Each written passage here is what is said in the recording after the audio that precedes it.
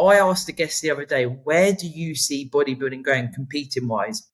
And he was like, he's worried because it's like there's so many fucking federations, there's so much PED use, there's so many people that are mentally unwell.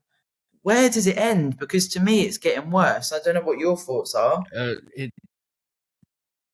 It's gotten to the point where it's almost like an epidemic, and it's scary. Look, I don't think anybody is under the realization or thought that you can be a pro without some sort of steroid use. I don't think.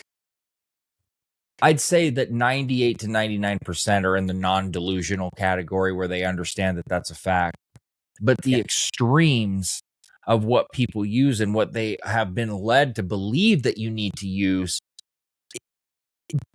there comes a point with anything that you take, okay, that you get to certain levels and it's like it's far, far, far more of a detriment than a help. More is not always better. A little bit goes a long way. And you start getting to these doses and you think, and I think these guys think in their head, oh, if I kick it up another 200 milligrams, it's not a big deal. Another two. By the time you keep kicking it up a couple 200, you're taking a fucking gram more than you should be. And you're not getting any more out of it. You can only get to a certain point.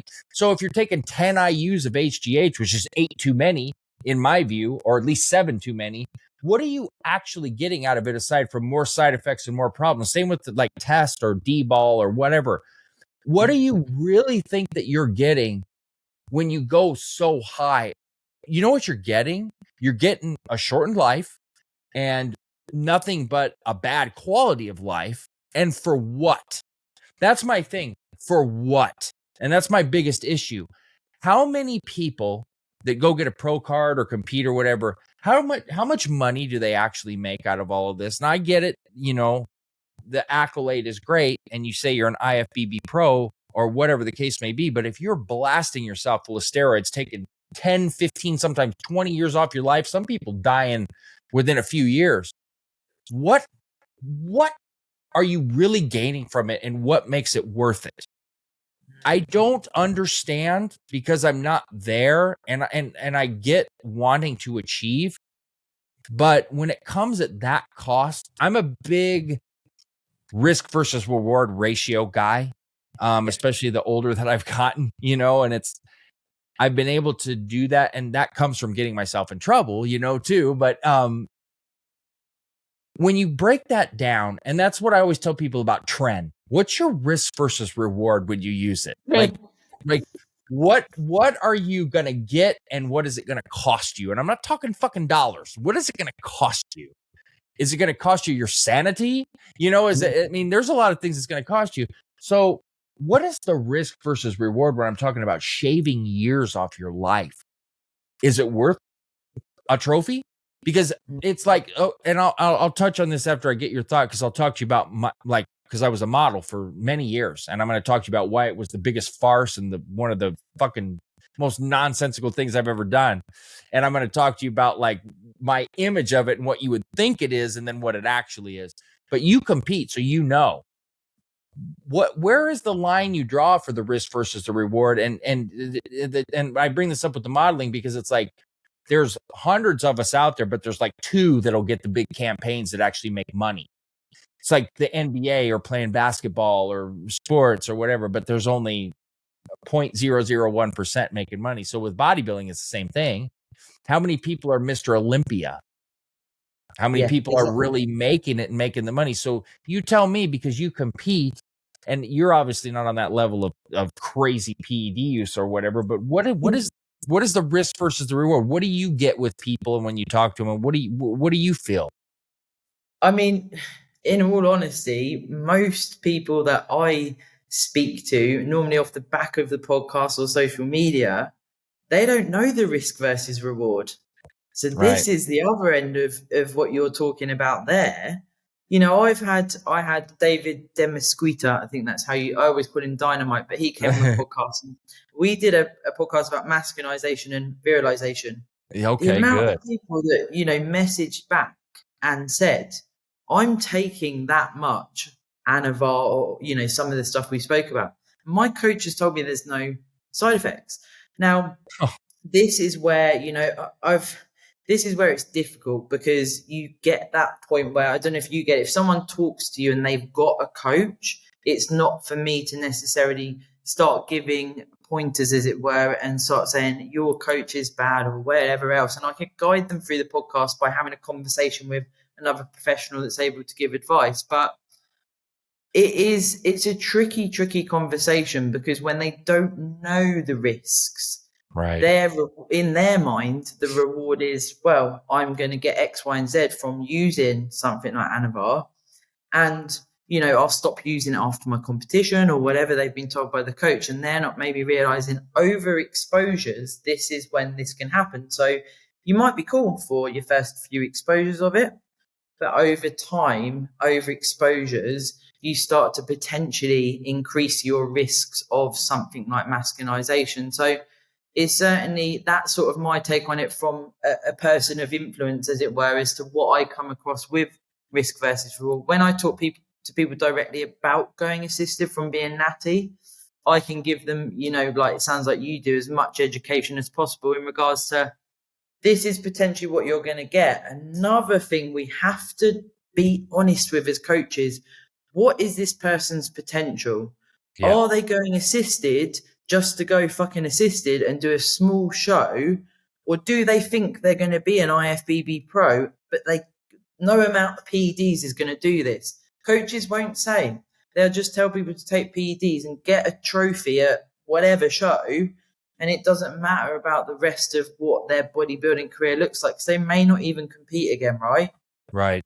And this really pisses me off, because this is how coaches cover up their inadequacies and their inabilities and lack of knowledge. Is it's just go take all this shit, and then people get results because, like I said, anybody can. And then they think the coach is great when the coach has no concept of anything. And this is one of the battles I have, and I've especially learned with stuff I've had to learn on my own. So people go, well, I had blood work, da da da da da. Well, did you really understand what you needed to do? Because you go, oh, I checked my cholesterol. No, you really didn't, because HDL and LDL and triglycerides are not the markers. They're not. ApoB, LP(a), things that you have no clue about. Those are the markers that tell you what the fuck is going on. People don't test electrolytes like I was talking to you about. That's not in a basic panel. You'll get a couple, but people don't know if they're messing with magnesium, for example. That's not something normally tested. Prolactin's not something normally tested. There's a wide array of stuff that needs to be tested. And you also don't understand when you keep taking oral steroids, because I loved Anavar, but you got to understand, over time, that your liver is resilient, but it's only so resilient. And as bodybuilders, our kidneys already have elevation from elevated protein intake, high intensity. It's automatically your creatinine, your bun, these ratios are going to be high regardless, right? So you're already putting extra stress and strain as it is. Some people have far less tolerance and their bodies can only take so much strain. Now, some people can be more abusive, right? And you see that with people that smoke their whole life or do whatever. Yeah. So everybody's different, but everybody's got breaking points, and everybody's got certain genetical things that they may not know about. That's what I'm telling you. I found out about my LP(a) score. I found plaque in my arteries, and you're talking about a guy that eats perfect and trains the way I do. Doesn't drink or anything. And it was genetic. And luckily I know the markers to look for, and I still have an issue, but at least we caught it before it fucking killed me, And these are things that people are not aware of, and they don't understand, and they don't have the education. As I'm just going to fucking blast every steroid and get big, dude. And it's like, no, dude, you're not, because you don't understand. And then you think that somebody like me or you is being a cock. And it's like, no, we're trying to tell you the reality of the situation. And what you were saying when you said they really don't think about the risk versus reward, it's called long-term thinking. I know it's fucking a crazy concept, right? I know it's just this wild thing, but I'm 41, right? So I'm looking at it like, I'll be blessed to live to I'm fucking like blessed if I'm halfway through here, if I've got that much time. It's like, you don't realize your mortality till the time goes fast. So I'd like to enjoy it. I don't want to spend, well, I looked good in my 20s and then just fucked up the rest of my life. You know what I mean? It's like, yeah, exactly. And it's like, I don't know, man. You try to help people because I like to think I'm one of the coolest fucking 40-year-olds you're going to run into. You know what I mean? But I live in the real world and reality. And that's why I try to tell people, hey, man, like, you're going to fuck yourself up. And it's like, oh, fuck you, man. And, it's like, okay, no, fuck you, I got asked a question once. I was doing a podcast and the guest asked me a question. It was probably like one of the first times a guest had asked me a question. And I was like, I've just been asked a question. It took me so used to. And the question was, which you're like, because it's related to what we're saying here.